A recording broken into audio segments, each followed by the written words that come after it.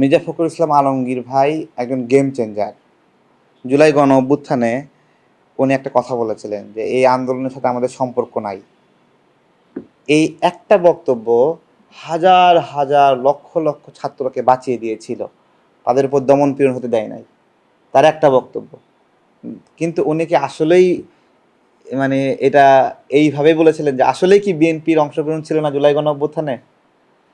হ্যাঁ, আমার সাথেই তো অন্তত ১ ডজন বিএনপির কেন্দ্রীয় নেতা, তারপরে স্থায়ী কমিটির নেতা, তারা আমার সাথে, আমরা একসাথে ডিবি হেফাজতে ছিলাম, জেলখানায় ছিলাম।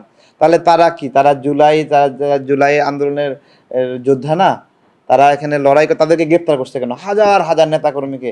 এবং 90% যারা গ্রেপ্তার হচ্ছে 90% হলো বিএনপির।